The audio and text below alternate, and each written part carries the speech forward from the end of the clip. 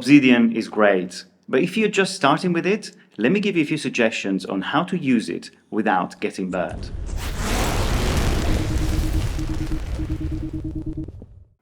When I started using Obsidian, I was very curious about how other people were structuring their notes and what kind of workflows they were using.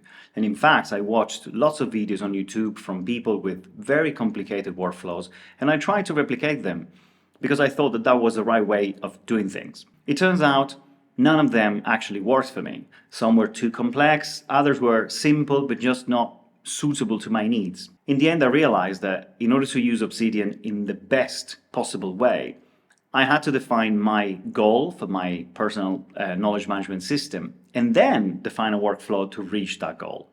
If you think about it, it makes total sense. Imagine you want to travel. The first thing you do is to define your destination, and then you decide how to get there. So if you live in New Zealand, for example, you don't buy a motorbike first and then decide that you want to travel to the US. First, you pick your destination, the United States, and then you choose a suitable means to get there, which may be a plane or a boat, but definitely not a motorcycle. So make sure you define first what your goal is with your note-taking system or knowledge management system, and then you create a workflow to achieve that. And that leads me very nicely into the next point, which is that you need to define your workflow one bit at a time. Unless you are super clear around your goals and your workflow, you should start simple.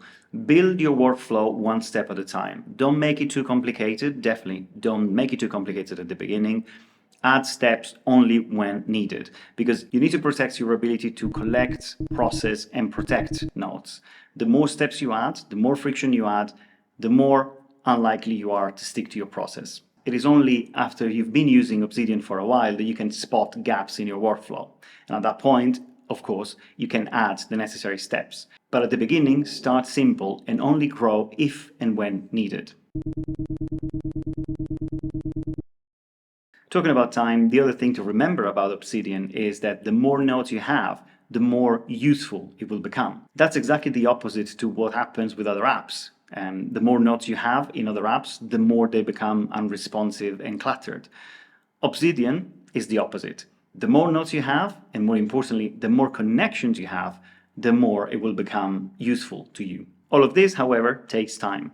The notes you're writing today will become useful in a few months, maybe in a year. So you need to make sure that whatever you write today is still readable and usable in a year's time. And this is a classic beginner's mistake. Beginners write notes which are perfectly understandable today because they have the context still fresh in their minds. But in a year's time, the context will be gone unless it's written in the notes, and they may end up having useless notes. So don't make that mistake, and make sure that whenever you write a note in Obsidian, it's actually written for your future self.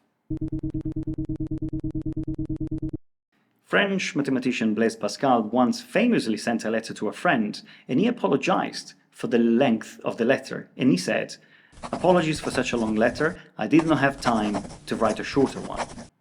Writing in a clear, concise way requires effort and practice. It is not an innate ability. You should aim to write often, you should aim to make your notes better every time, and you should also try and review and rewrite potentially existing notes to make them better. By the way, when you do that, when you write your notes, don't copy and paste someone else's words. Use your own style, use your voice, and connect your notes using your own train of thought. If you keep copying and pasting stuff into your note-taking system, that's the equivalent of polluting it. It needs to be yours, and your ideas have to be written using your own words.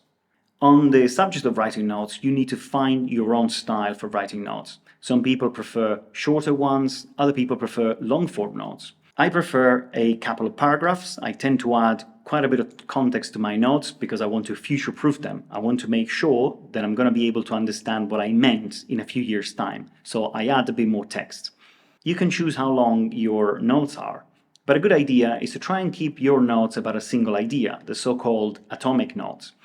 This is very helpful when you try to connect notes, because connecting a note with a single idea to another one that only contains an idea makes the connection much more linear, and you can move from one to the other at the speed of thought. Now, talking about connections, this is a very important point. You should try and connect your notes as soon as they enter your note-taking system. Every time there is a new note that you add, you should hopefully immediately see at least one connection to something existing already in your note-taking system. And you should make that connection explicit. Connected notes have a much higher chance to resurface and a much lower chance to be forgotten. And they also spur additional ideas. Well-connected notes will almost automatically generate new ideas. Now, talking about connections, one of the most frequent questions from beginners is, how do I connect my notes? How do I create that nice web of interconnected notes? What strategy can I use? And of course, the way you connect your notes depends very much on your workflow, the subject you're studying, and on many other variables. But as a rule of thumb, there is a very easy framework that you can use to connect your notes at least in 4 directions. If you have an idea, a note, you can connect it to the parent idea that this one could have stemmed from, and also to the next idea in line, which may be a more detailed version of this idea. So if you imagine your note as a train moving from one station to the other, the station it's coming from will be the before station, and the station it's going to will be the after station. The other 2 directions are similar and opposite.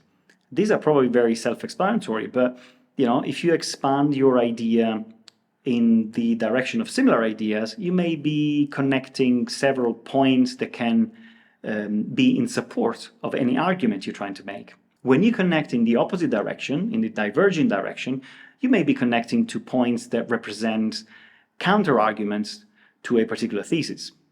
So these 4 directions are very useful, especially for beginners, to start having a framework for connecting ideas.